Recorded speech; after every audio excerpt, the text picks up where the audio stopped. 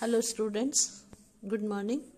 आज हम BA part 3 के फर्स्ट पेपर के अंतिम टॉपिक में बात करेंगे। भारतीय राज्यों का एकीकरण और 1956 ईस्वी में उनका पुनर्गठन भाग 1 में हम बात करेंगे। किस तरह से 1857 की क्रांति के पश्चात रियासतों का रुख, ईस्ट इंडिया कंपनी का रुख, दोनों के रुख में परिवर्तन आया। ईस्ट इंडिया कंपनी ने किस तरह से रियासतों के साथ व्यवहार किया, कैसे संबंध स्थापित किए और भारतीय स्वतंत्रता संग्राम के दौरान उनके क्या रिलेशन रहे।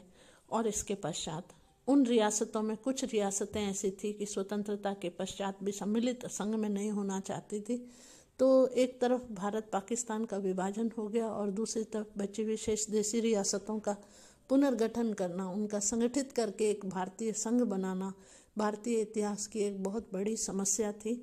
हमारे कुछ प्रमुख राजनेताओं ने, कुछ प्रमुख राजनीतिक चिंतकों ने, जिसमें सरदार वल्लभ भाई पटेल का नाम प्रमुख है, उन्होंने 1956 में देशी रियासतों के एकीकरण का बड़ा महत्वपूर्ण कार्य किया। तो हम इस टॉपिक के बारे में कई 5-6 वीडियो भाग में हम बात करेंगे। तो आज हम पहले भाग में बात करते हैं कि सबसे पहली बात तो ये कि भारतीय रियासतों के प्रति ब्रिटिश नीति में कैसे परिवर्तन आया।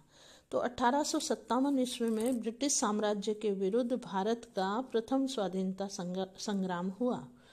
इस संग्राम में अधिकांश भारतीय नरेशों ने अंग्रेजों के प्रति अपनी स्वामी भक्ति का परिचय देते हुए ब्रिटिश सत्ता के साथ सहयोग किया था।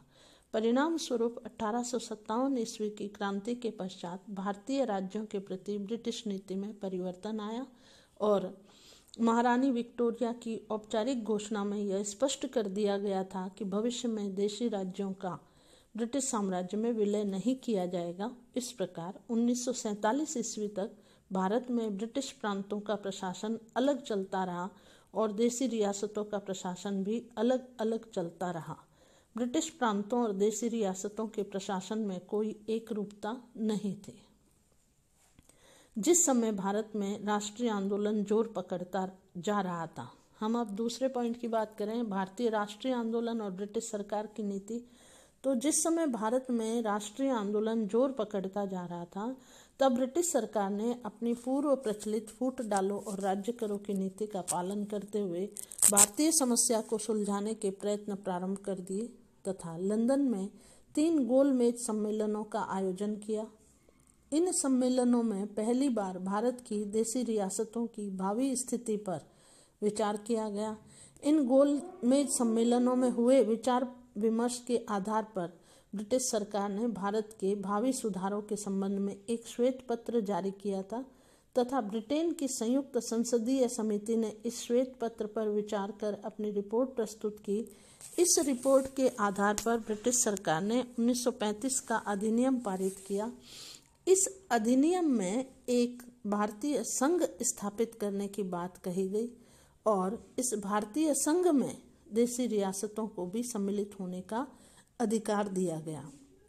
लेकिन 1937 में जब यह अधिनियम लागू किया गया, तब चूंकि देशी रियासतों के शासकों ने संघीय व्यवस्था को लागू करने में अनेक अवरोध उत्पन्न किए, अतः संघीय व्यवस्था को लागू नहीं किया गया। 1946 ईस्वी में मंत्रिमंडल मिशन ने यह घोषणा कर दी थी कि भारत में देशी राज्यों पर ब्रिटिश सर्वोच्चता पैरामाउंटेंसी समाप्त कर दी जाएगी और देशी रियासतों को यह अधिकार दे दिया गया कि वह उनकी इच्छा पर निर्भर होगा कि वे संघ के संविधान को माने या न माने।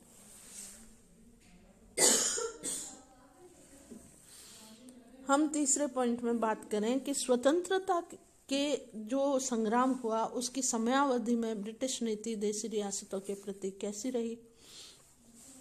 तो भारत की स्वाधीनता से पूर्व देश में 562 देशी रियासतें थी। समस्त भारत का 2/5 क्षेत्र तथा 1/4 जनसंख्या इन रियासतों में निवास करती थी।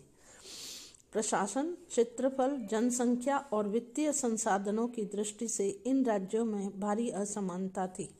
इन राज्यों में वहां की जनता को कोई अधिकार नहीं थे। कांग्रेस की हरिपुरा, कांग्रेस के बाद कुछ देशी रियासतों में नागरिक अधिकार एवं उत्तरदायी सरकार के लिए आंदोलन हुए, परंतु उन्हें कोई विशेष सफलता नहीं मिली।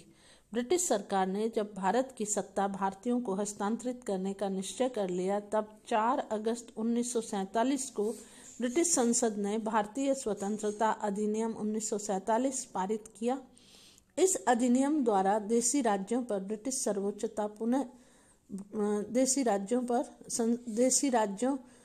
संसद ने स्वतंत्रता अधिनियम 1947 पारित किया और इस अधिनियम के द्वारा देशी राज्यों पर ब्रिटिश सर्वोच्चता पुनः देशी राज्यों को लौटा दी गई।